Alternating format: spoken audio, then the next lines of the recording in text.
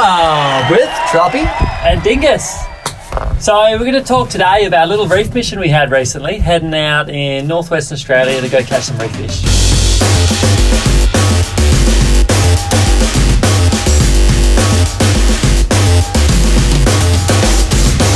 And you know, the barcrusher is actually the perfect boat for it. It's so easy to launch and receive, and not just because we're such gurus. Yeah, we're always first in and first out, and I love using that latch on the front. Just means you can clip on, clip off. Everyone else can be on the boat, setting up their gear because it's normally a bit of a mess. And within about 2-minute turnaround, we're heading out the leads and out into the ocean. That's right. We always have a crew of gurus, but you can actually launch and receive it by yourself. Today we're going to talk about an insane reef spearing mission we recently went on, out to some remote islands north of Exmouth Gulf. That's right. And to get to the best stuff, we need to go quite far. So we did about 200 kilometers this day, which is crazy. Yeah, it's actually really starting to hurt the bank account. Yeah, and we're off on a spearing mission of epic proportions today. And me and Tropi, we're very much focused. We're businessmen. We're very much focused on making sure we capture some good footage. But not everyone on board is always of the same mindset. We got some that we can't really control their bloodlust sometimes. Yeah, we had our mate Theo out there, and it's actually much harder than it looks to line up a good shot with a second shooter. See a lot of footage of people where they got their GoPro on the gun and you get that guaranteed insane shot. But to get a kind of third person perspective takes a lot of coordination. So we were following this buoy around for about 5 minutes, just trying to line up the perfect drop on it as it was kind of doing this circuit around the reef. And as I was breathing up, it was so classic. I just see my mate charging underneath me, gun outstretched. Game over for the poor buoy.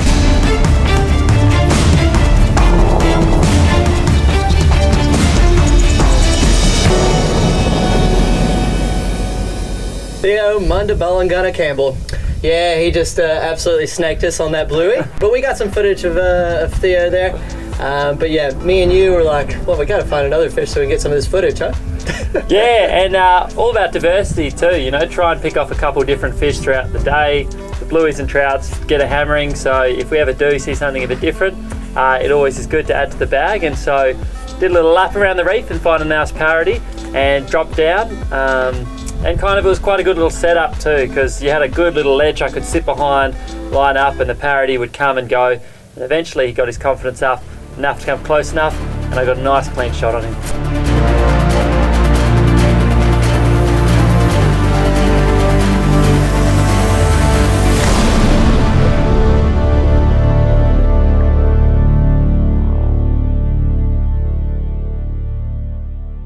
Well, that's the over-the-shoulder shot we were looking for. Good boy, Tropodopoulos. Way better than Theo. But yeah, beautiful parrotfish, bit of a stonker.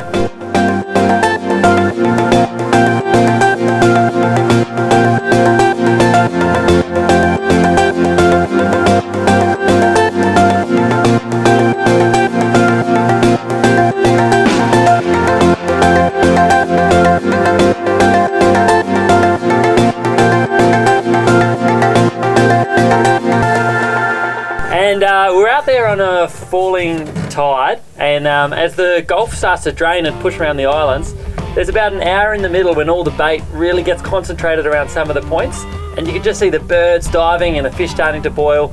So we decided to do a live boat drift, tie a couple ropes to the back of the boat in the hope of getting a Spanish mackerel. Yeah, well, it wasn't very long at all before Theo is back out on the hunt again. And I look down and I see him taking a line up on a big old Spanish mackerel there.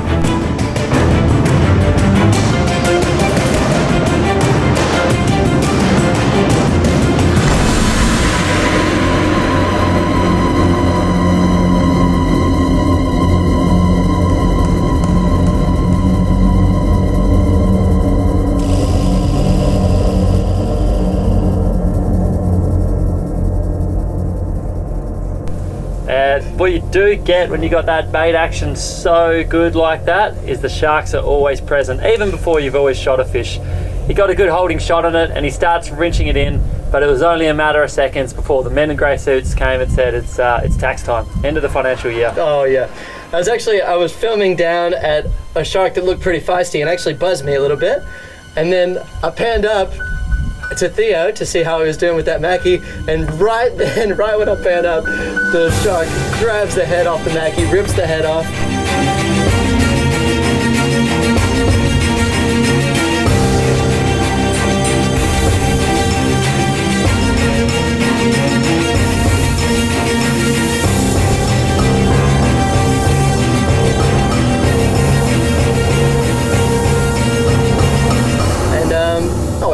quite lucky actually that the shark took the bit that we didn't want to eat nearly as much. It left us with most of the fillets. Yeah, friendly taxman just took the head and guts, and we had a nice tail there.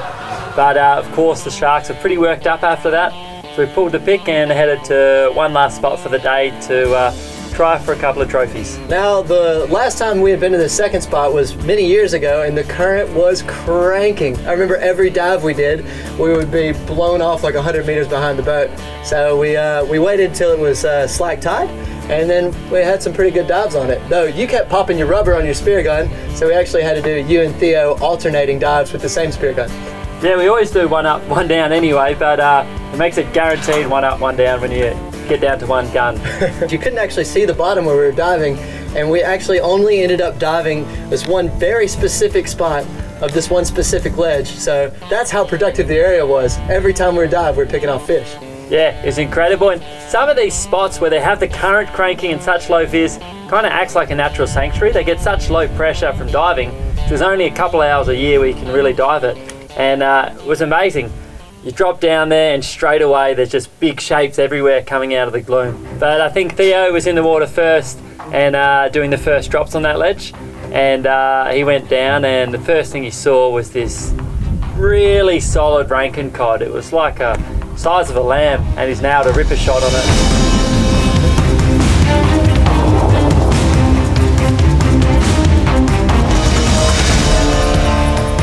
Yeah, well, Theo had to bolt up to the surface just as soon as he shot that Rankin.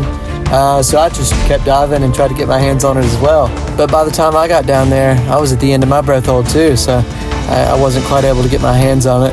So, Tropi, I guess it was on you to be the one who dived to recover that beastly Rankin. And lucky everyone's there to lend a hand. Yeah.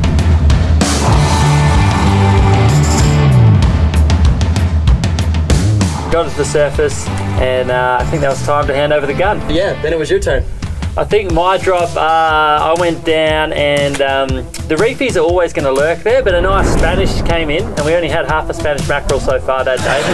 So I lined up on the Spanish, very embarrassingly missed that shot. And more devastatingly, used up my turn. So got to the surface, Theo's processed his Rankin, it's gun back in his hand, and it's his turn to drop. That's right. But this time, Theo drops down, and he missed again, this time on a red emperor fish.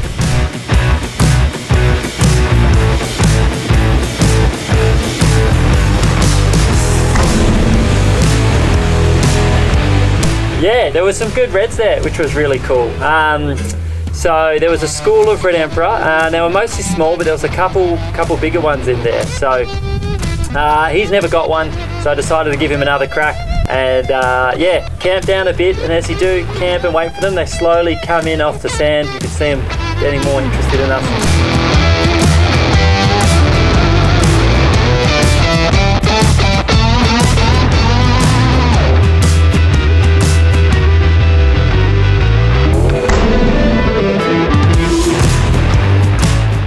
And he got a good look at one and took a shot, and really cool, had his first red in the bag. There you go.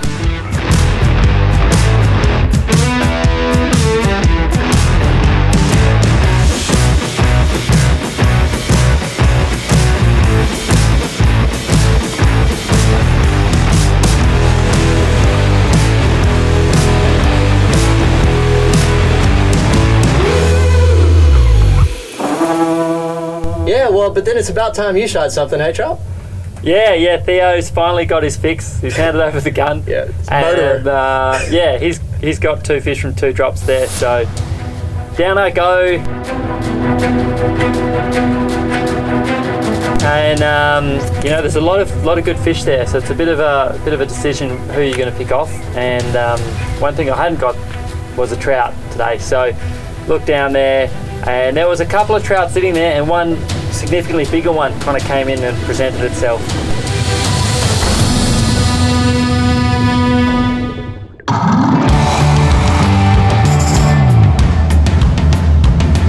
Often what they will do just before you take the shot is do that quick turn, and you end up either getting a difficult fillet shot or skimming the side, but he just stayed straight on, which was really convenient, and managed to get a lovely shot, and shish kebabbed him, and so it was secure. Yeah, and hats off to you. When you dive in 15 to 20 meters like that, you know, it's hard to stay down long enough to make sure I have a good camera angle. So, appreciate that. And is absolutely stalker of coral trout. Yeah, always love eating coral trout. So it was good to have one in the bag, add to the diversity. And we actually would have kept diving. We just wanted to get a mackerel really. We'd pulled our reefies off the spot, so we're hoping for a mackie, but Theo put his head up, and I remember him saying a line you never want to hear, which is, do you reckon that boat's getting a bit too close?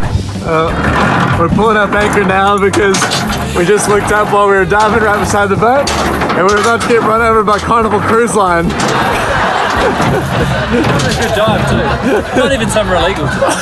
And not only a boat, a ship.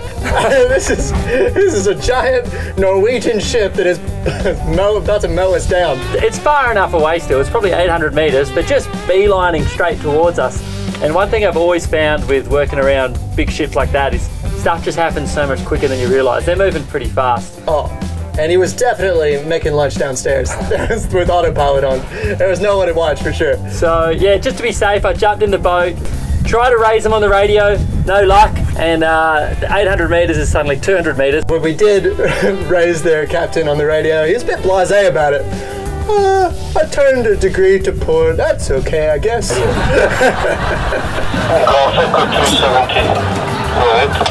Yeah, we were diving and had people on the water on anchor. We've just moved, so we've come out of your course, but just checking you've got us now. Okay, I came to port to give you a clear way. Should be okay, I guess.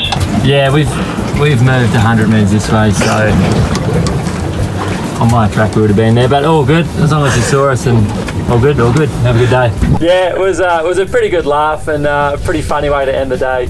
Yeah. We boosted back and got in just after sunset and end of another cracking day on the barcrusher. I'll say. We'll see you guys again next time we got something wild to talk about. Something Wild with Tropi and Dingus. Brought to you in part by Barcrusher Boats.